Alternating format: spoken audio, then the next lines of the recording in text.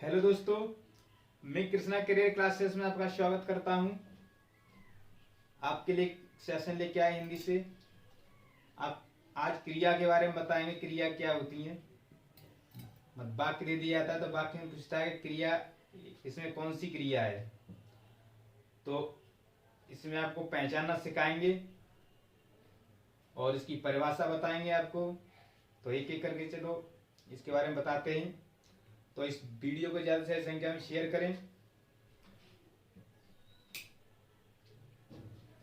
तो देखिए, क्रिया के बारे में बता रहे थे, क्रिया क्या होती है। तो इसकी जो परिभाषा होती है वो क्या कहती है। देखिए, जो शब्द कार्य करने को प्रकट करे, मतलब जो शब्द कार्य करने को प्रकट करे वह क्या कहलाती है, वो क्रिया कहलाती है। जैसे जैसे कौन कौन सी क्रिया होती हैं? आना, जाना, पढ़ना, लिखना, दौड़ना, ये सब क्या है? तो ये सभी क्रियाएं हैं। ये धातुओं से मिलकर के बनी होती हैं। ये जो क्रियाएं हैं ये सभी धातुओं से मिलकर के बनी होती हैं। रचना की दृष्टि से क्रियाएं दो प्रकार की होती हैं। रचना की दृष्टि से पूछ लिया जाए कि बताइए रचना की दृष्टि से क्रिया कितने प्रकार की होती हैं। तो रचना की दृष्टि से क्रिया कितने प्रकार की होती है? तो दो प्रकार की होती हैं। एक होती है अक्रिय क्रिया, एक सक्रिय। एक अक्रिय होती है और एक सक्रिय होती है, यानी अकर्मक और एक सकर्मक। एक होती है अकर्मक, एक होती है सकर्मक। तो ये दो क्रियाएं होती हैं। इसमें बात करते हैं अकर्मक क्रिया कौन सी होती है। तो अकर्मक क्रिया वे होती हैं जिस वाक्य में कोई कर्म नहीं होता है, तो वे क्रियाएं अकर्मक होती हैं और उनका प्रभाव सीधे सीधे कर्ता पर पड़ता है। तो वो क्रिया अकर्मक क्रिया कहलाती है। तो जो क्रिया बिना कर्म के होती है और अकर्मक क्रिया कहलाती है, और इसका प्रभाव कर्ता पर पड़ता है, तो वो क्रिया कहलाती है अकर्मक क्रिया कहलाती है। तो जैसे वाक्य दिया जाता है, राम खेलता है। राम क्या करता है? राम खेलता है। तो इस वाक्य में कौन सी क्रिया है? तो यह है अकर्मक क्रिया। इसका प्रभाव सीधे सीधे कर्ता पर पड़ रहा है। राम खेलता है। तो राम क्या है? राम एक पुल्लिंग है। तो क्रिया भी इसकी क्या होगी? क्रिया भी इसकी पुल्लिंग ही होगी। तो जैसे राम खेलता है तो ये पुल्लिंग है, तो क्रिया ये भी पुल्लिंग होगी। अगर यहां पे बोल दिया जाए कि सीता, यहां दे दिया है सीता खेलती है, तो सीता स्त्रीलिंग शब्द हो गया। तो यहां पर क्रिया है, तो क्रिया भी स्त्रीलिंग बन जाएगी। तो मतलब इसका जो क्रिया होती है उसका प्रभाव कर्ता पर पड़ता है। तो जैसे कर्ता बदलेगा वैसे उस क्रिया बदल जाएगी। आशा करता हूं ये समझ में आ गया होगा। एक और एग्जांपल दे देते हैं।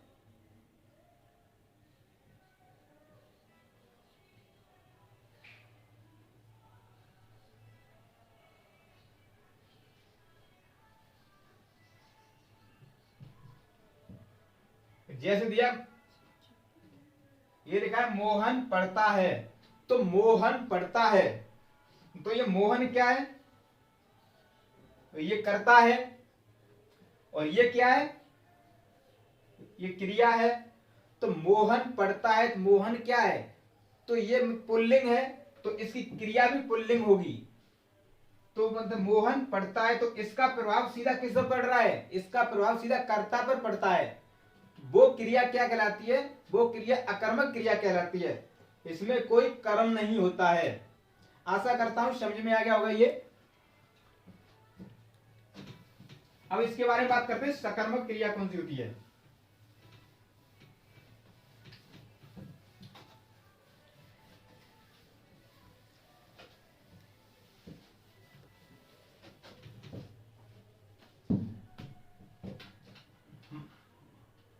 नंबर 2 सकर्मक क्रिया।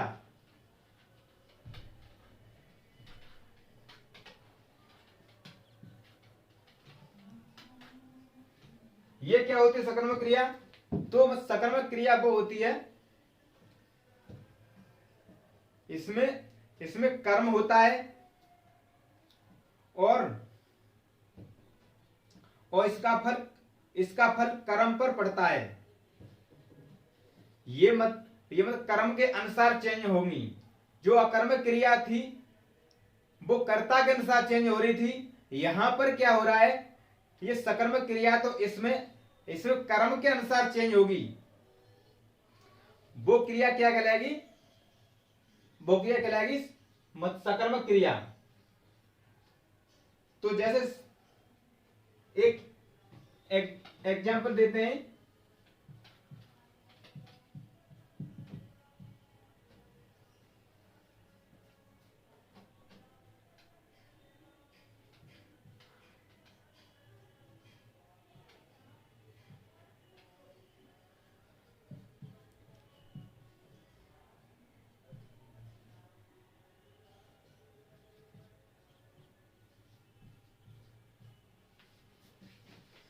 मोहन किताब पढ़ता है, तो ये क्या है? तो इसमें कर्म क्या है? तो इसमें कर्म है,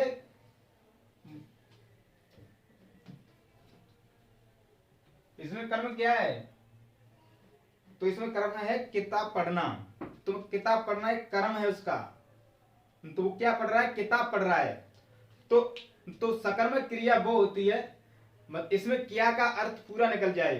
तो जैसे दिया है मोहन किताब पढ़ता है, तो यहां पर क्या पढ़ता है?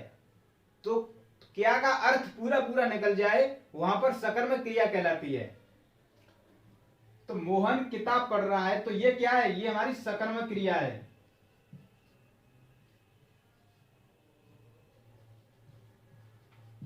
इसका प्रभाव सीधा कर्म पर पड़ता है, वो हमारी सकर्मक क्रिया कहलाती है।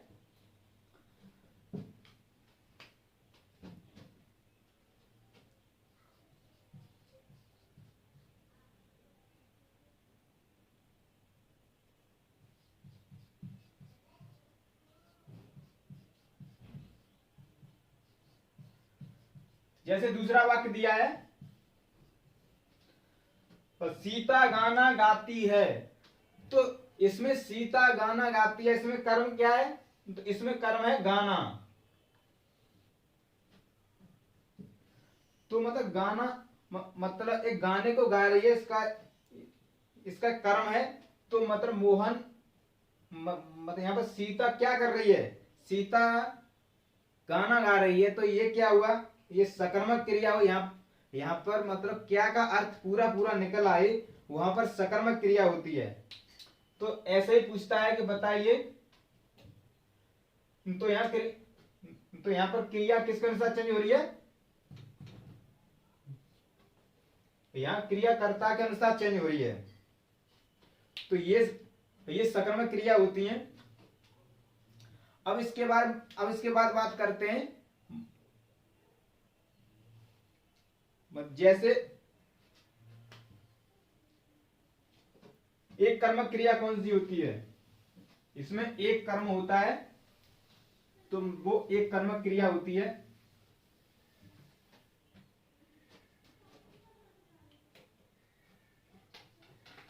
एक होती है एक कर्मक क्रिया,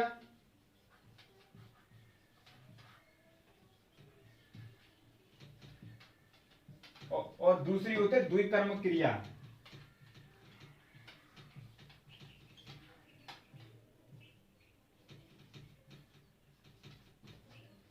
एक होती है एक कर्मक क्रिया और एक होती है द्विकर्मक क्रिया। तो एक कर्मक क्रिया क्या होती है? तो एक कर्मक क्रिया वो होती है इसमें एक कर्म होता है, और द्विकर्मक क्रिया वो होती है इसमें दो कर्म होते हैं। तो आपको बताते हैं, उदाहरण सहित बताते हैं कि एक कर्मक क्रिया कौन सी होती है और द्विकर्मक क्रिया कौन सी होती है। तो इसमें दिया है राम गाना सुनाता है। जैसे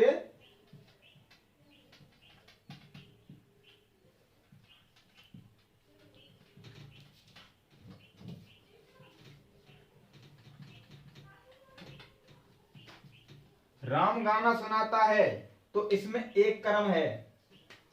राम क्या सुनाता है? राम गाना सुनाता है तो इसमें एक कर्म है, इसलिए ये एक कर्मक क्रिया कहलाएगी।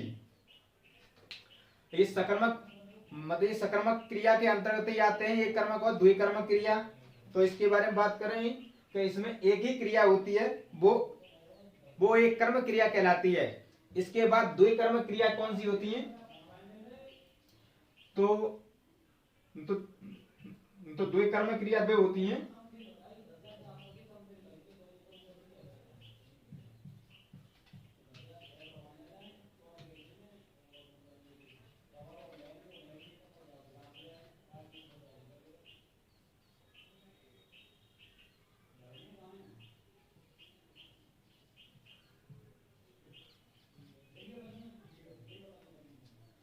राम ने श्याम को थप्पड़ मारा।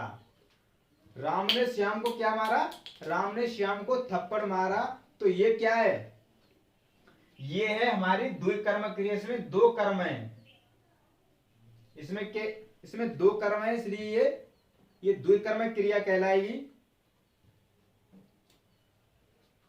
अब बात करते हैं अकर्मक क्रिया के बारे में। तो अकर्मक क्रिया भी दो प्रकार की होती हैं। तो एक होती है पूर्ण अकर्मक क्रिया और एक होती है अपूर्ण अकर्मक क्रिया। तो जैसे पूर्ण अकर्मक क्रिया कौन सी होती है?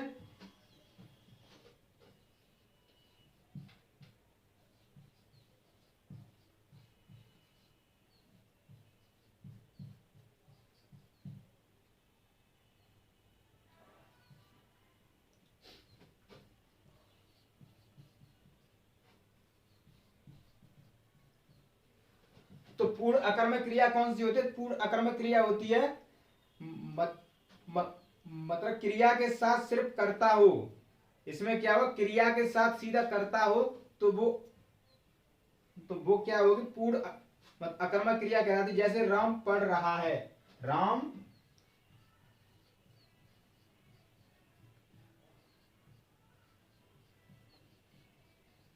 पढ़ रहा है।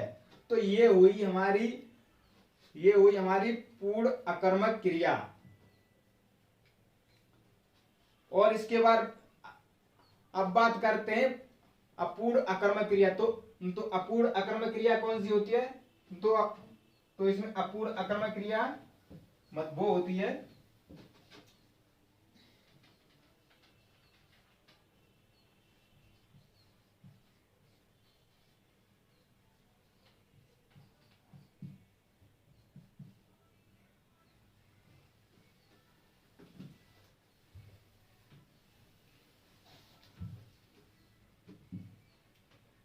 तो अपूर्ण अकर्मक क्रिया वो होती है मतलब कर्ता के अतिरिक्त कोई अन्य पूरक शब्द होता है तो वो अपूरक अकर्मक क्रिया कहलाती है। जैसे उदाहरण दिया है, जैसे तुम हो,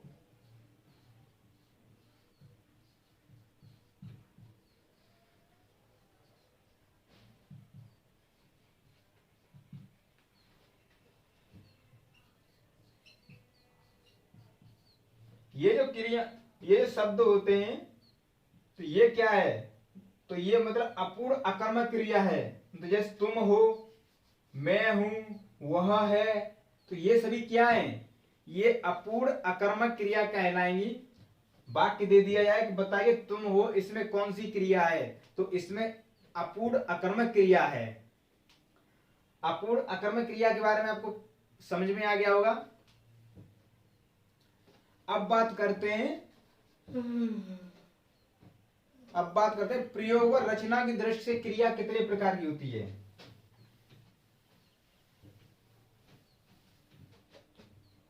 रचना की दृष्टि से क्रिया कितने प्रकार की होती है?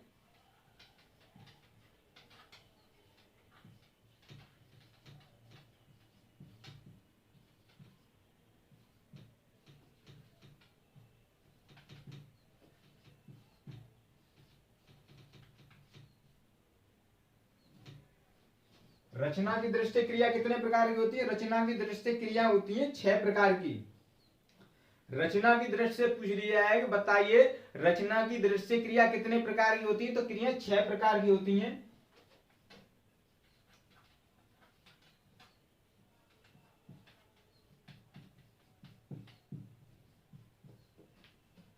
इसमें पहली होती है, इसमें पहली होती है सामान्य क्रिया।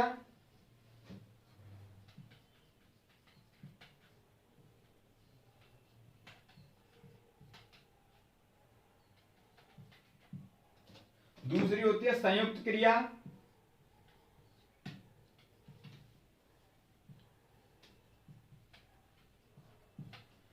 दूसरी कौन सी होती है, तो दूसरी होती है संयुक्त क्रिया। और तीसरी होती है नामबोधक क्रिया।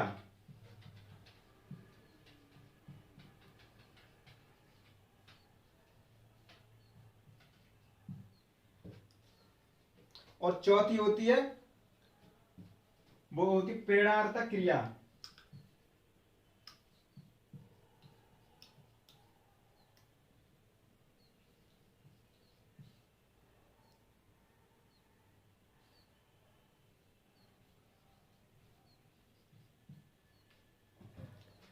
चौथी कौन सी होती है, चौथी प्रेरणार्थक क्रिया होती है।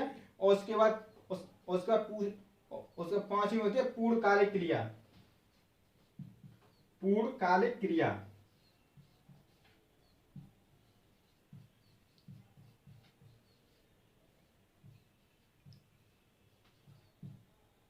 और हमारी छठवीं होती है, वो होती है मतलब वो होती है क्रियार्थक क्रिया।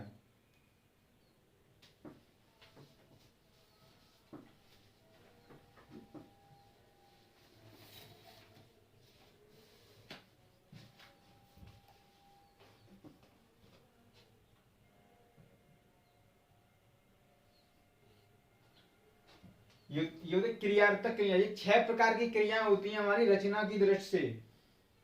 रचना की दृष्टि से पूछ लिया जाए या प्रयोग की दृष्टि से पूछ लिया जाएगा, तो प्रयोग की दृष्टि से क्रिया कितने प्रकार की होती हैं, तो प्रयोग की दृष्टि से क्रिया 6 प्रकार की होती हैं। इसके बारे में बताते हैं आपको एक एक करके। सामान्य क्रिया क्या होती है, और संयुक्त क्रिया क्या होती है, और नामबोधक क्रिया होती है। ये सभी क्रिया के बारे में एक एक करके आपको बताते हैं। पहली है सामान्य क्रिया। तो इसमें सामान्य क्रिया कौन सी होती है,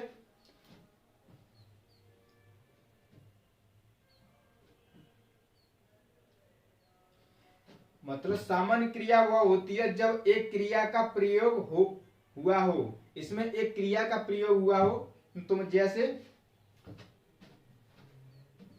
वह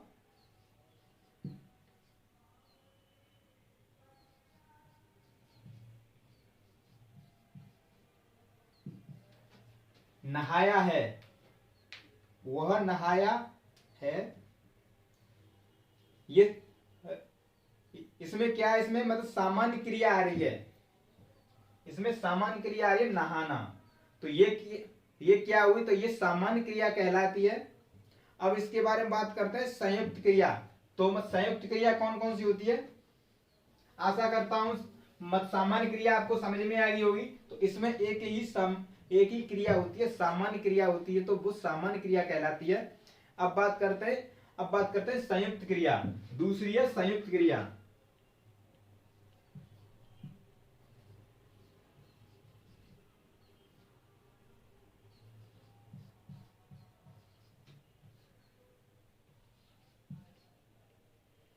दूसरी संयुक्त क्रिया है। तो इसमें क्या होता है, संयुक्त क्रिया में क्या होता है, तो जब वो क्रिया के बाद से बने, मतलब इसमें संयुक्त क्रिया में क्या होता है, इसमें दो क्रियाओं से मिलकर के बनी होती है, वो हमारी संयुक्त क्रिया कहलाती है। जो भी वाक्य होगा तो उसमें दो क्रिया इसमें मिलकर बने हो, मतलब बनी होगी, तो वो होती है संयुक्त क्रिया। तो उदाहरण के सहित समझिए कि संयुक्त क्रिया क्या होती है। तो जैसे एक शब्द देते हैं, राम किताब पढ़ने लगा।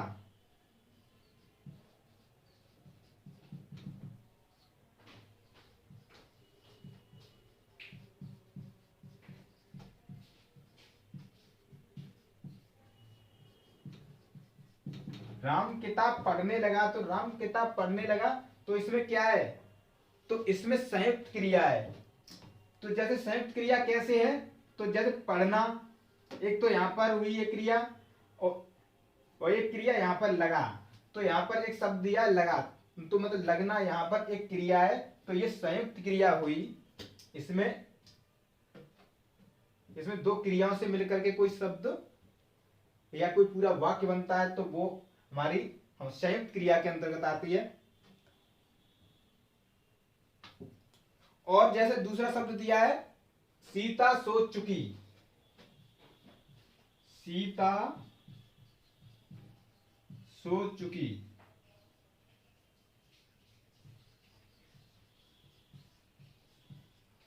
तो इसमें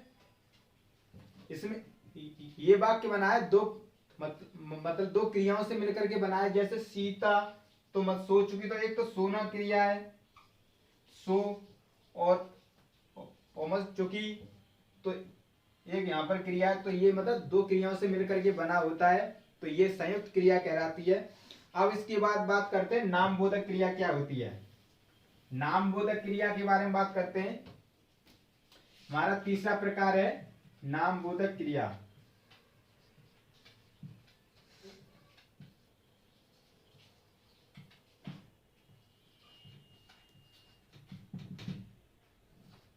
तो ये नामबोधक क्रिया क्या होती है, तो नामबोधक क्रिया वो होती है, इसमें क्या कहते हैं, मतलब संज्ञा व विशेषण के साथ जुड़ी होती है। नामबोधक क्रिया में क्या होता है, इसमें मतलब संज्ञा और विशेषण के साथ जो क्रिया जुड़ी होती है, वो क्रिया क्या कहलाती है, वो क्रिया नामबोधक क्रिया कहलाती है। तो इसके बारे में आप समझिए, जैसे वाक्य कैसे बनेगा, तो इस तरीका से बताते हैं कि मतलब नामबोधक क्रिया कैसे बनेगी, तो उदाहरण के सहित समझिए। तो इसमें बताते हैं,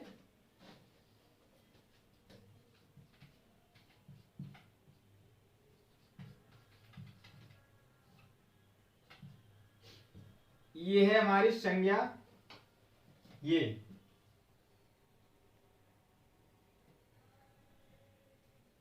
और ये क्या है, ये क्रिया है। तो जो क्रिया संज्ञा से मिलकर के बने तो वो नामबोधक क्रिया कहलाती है। तो जैसे इसकी पूरी क्रिया बनेगी, जैसे लाठी मारना,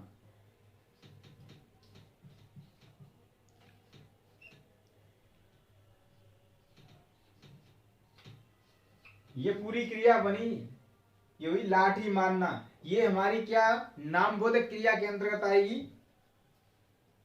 और जैसे अब इसके बारे में बात करते हैं कि प्रेरणार्थक क्रिया क्या होती है। तो आपको बता दें प्रेरणार्थक क्रिया, तो इसके बारे में बताते हैं।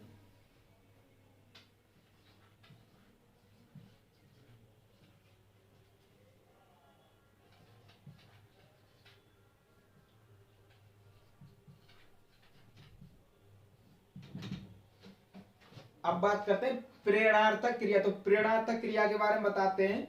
तो जब क्रिया से यह पता चले कि कार्य किसी और से करवाया जा रहा है। इस वाक्य में क्या होता है कि कोई कार्य किसी और से करवाया जाए, मतलब प्रेरणा से करवाया जा रहा है, किसी और के माध्यम से करवाया जा रहा है, तो वहां पर प्रेरणार्थक क्रिया कहलाती है। उदाहरण के जरिए समझिए, जैसे राम ने सीता से पत्र लिखवाया, एक वाक्य है।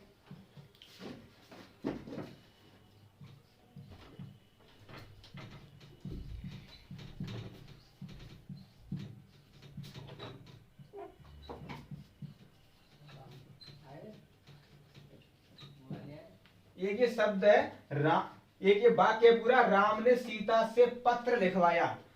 तो यहां पर ये क्या हुआ, यहां पर प्रेरणार्थक क्रिया हो रही है, प्रेरणा करवा रहा है, दूसरे से कोई कार्य करवा रहा है। जैसे राम ने सीता से पत्र लिखवाया, ये जो पत्र लिखवाया है ये किससे लिखवाया है, सीता से लिखवाया है। तो सीता से लिखवाया पत्र, यहां पर क्या हुआ, यहां पर प्रेरणार्थक क्रिया हुई। तो ये पत्र लिखवाना प्रेरणार्थक क्रिया कहलाता है। और इसमें प्रेरक क्या हुआ, प्रेरक ये हुआ। सीता। ये होती है प्रेरणार्थक क्रिया। जो भी किसी दूसरे के माध्यम से कोई कार्य करवाया जाता है तो वहां पर प्रेरणार्थक क्रिया कहलाती है। आशा करता हूं कि ये क्रिया आपके समझ में आ गई होगी। ऐसे वाक्य दे दिए जाएंगे, आपको पूछेगी, मतलब उसमें पूछेगा बताइए कि इसमें कौन सी क्रिया है, तो आप बता सकते हैं कि राम ने श्याम से पत्र लिखवाया, तो इसमें कौन सी क्रिया हुई, तो इसमें प्रेरणार्थक क्रिया हुई। अब बात करते हैं पूर्वकालिक क्रिया। तो पूर्वकालिक क्रिया कौन सी होती है? पूर्वकालिक क्रिया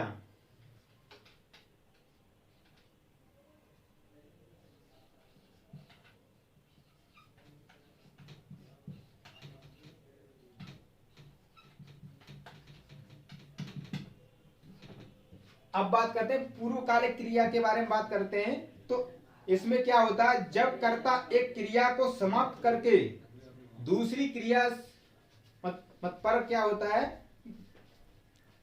दूसरी क्रिया पर शुरू होता है, तो वो कहलाता है पूर्वकालिक क्रिया। एक क्रिया को समाप्त करके दूसरी क्रिया पर कार्य किया जाता है तो वो पूर्वकालिक क्रिया कहलाती है। जैसे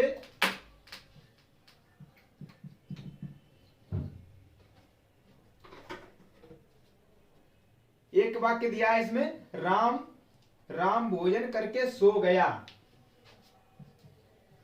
राम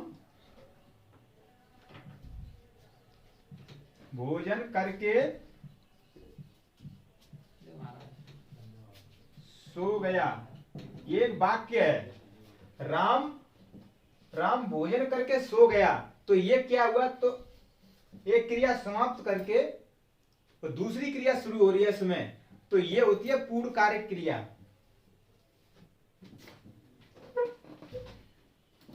तो यहां पर सोना क्रिया हुई और यहां पर करना क्रिया हुई। ये एक क्रिया करके दूसरी क्रिया इसमें शुरू हो गई है, तो यहां पर क्या होता है, यहां पर पूर्वकालिक क्रिया कहलाती है। जैसे वाक्य दे दिया जाएगा कि बताइए, वह खाना खाकर सो गया, या वह किताब पढ़कर टहलने गया। तो इसमें क्या हुआ, एक क्रिया समाप्त होने के बाद दूसरी क्रिया प्रारंभ हो रही है, तो वहां पर पूर्वकालिक क्रिया कहलाती है। ऐसे वाक्य दिए जाते हैं, इसमें आप बता सकते हो।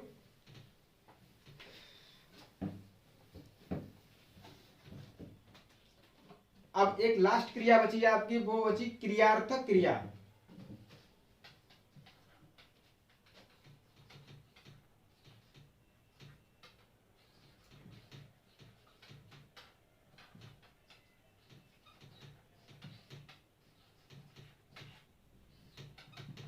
ये है क्रियार्थक क्रिया, तो इसके बारे में बता रहे हैं आपको।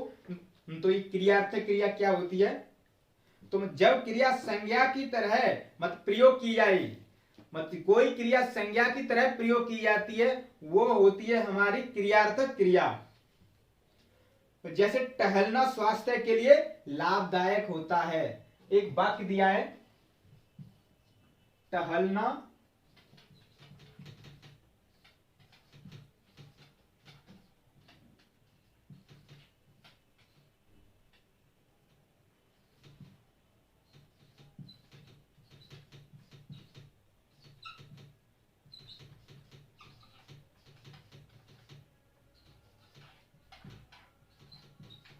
ये वाक्य दिया, टहलना स्वास्थ्य के लिए लाभदायक है। तो इसमें क्या है, इसमें क्रियार्थक क्रिया होती है। तो इसमें टहलना क्या है, ये क्रिया है। तो ऐसे वाक्य दिए जाते हैं, आप एक एक करके वाक्य आपको इनके बारे में बता दिया, उदाहरण सहित बता दिया, ये सभी क्रियाएं आपको बता दी। और ऐसे छांटने के लिए दिया जाता है कि बताइए इसमें कौन सी क्रिया है, इसमें कौन सी क्रिया, तो आप ऐसे करके बता सकते हैं।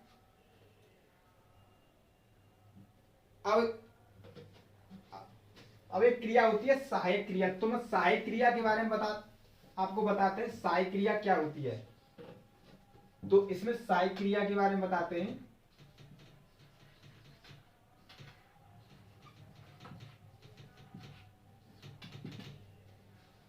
तो मैं सहायक क्रिया क्या होती है? जो मुख्य क्रिया के काल को मतलब जो मुख्य क्रिया के काल कर काल रचना में मदद करती है, तो वो सहायक क्रिया होती है। राम आया है, तो इसमें सहायक क्रिया क्या है? हेल्पिंग, इंग्लिश में बोलते हैं हेल्पिंग वर्ब। तो इसमें सहायक क्रिया है। तो ये तो आपको पता होगा, सहायक क्रिया के बारे में तो पता होगा। तो कुछ अकर्मक क्रिया और सकर्मक क्रिया के बारे में बताते हैं, कौन सी अकर्मक क्रिया होती है और कौन सी सकर्मक क्रिया होती है। उसके बाद ये टॉपिक यहीं पर समाप्त हो जाएगा। तो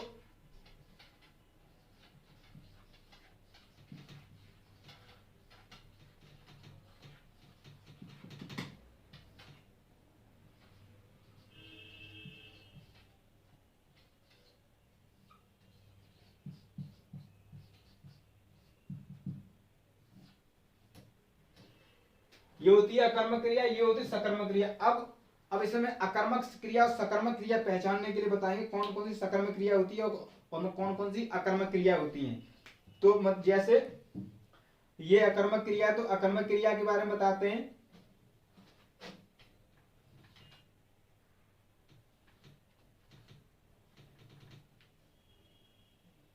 इनको अभी इंक डालते हैं इसमें, इसके बाद बताते हैं।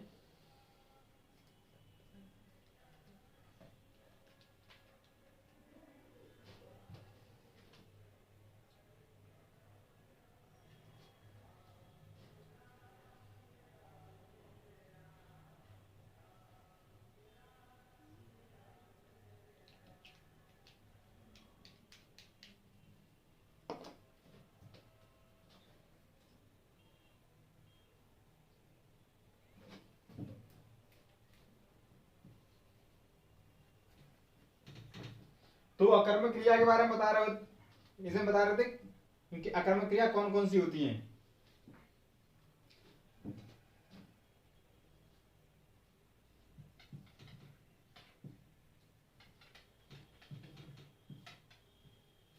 उड़ना, उठना,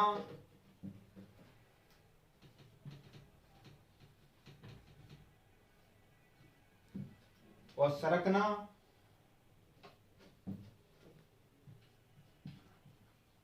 निकलना, रोना, हंसना,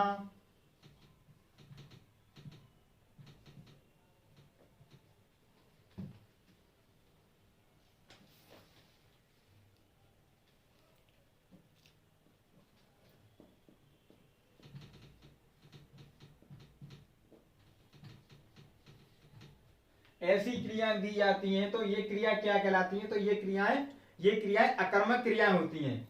उड़ना, उठना, सरकना, निकलना, रोना, हंसना, सोना, ये क्रियाएं होती हैं। और भी क्रियाएं होती हैं। तो ये क्रिया क्या कहलाती हैं? ये क्रिया अकर्मक क्रिया कहलाती हैं। अब इसके बाद सकर्मक क्रिया कौन सी होती हैं?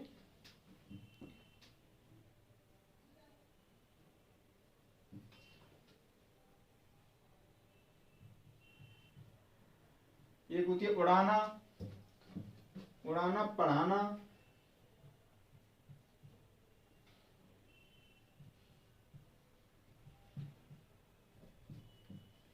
उड़ाना, पढ़ाना, लिखाना,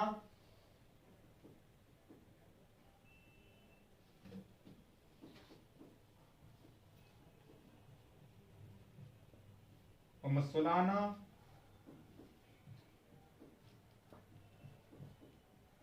और सरकाना,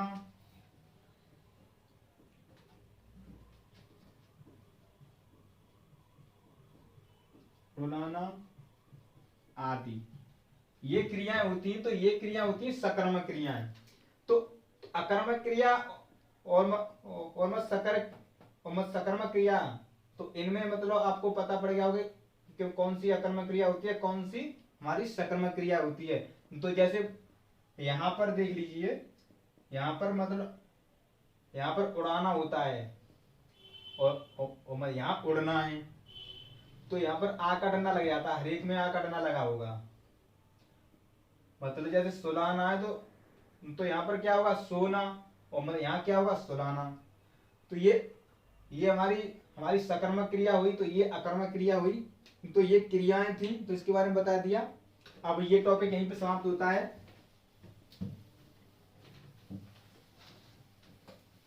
आगे टॉपिक लेके आएंगे, उपसर्ग और प्रत्यय के बारे में बताएंगे आपको, कि उपसर्ग प्रत्यय बनाना आपको सिखाएंगे कि इनके में कौन सा उपसर्ग है, कौन सा प्रत्यय है। तो इसमें आपको कल बताएंगे। तो इस वीडियो को ज्यादा से ज्यादा संख्या में शेयर करें। ये टॉपिक यहीं पर समाप्त हुआ आज। अब मिलेंगे कल इसी समय।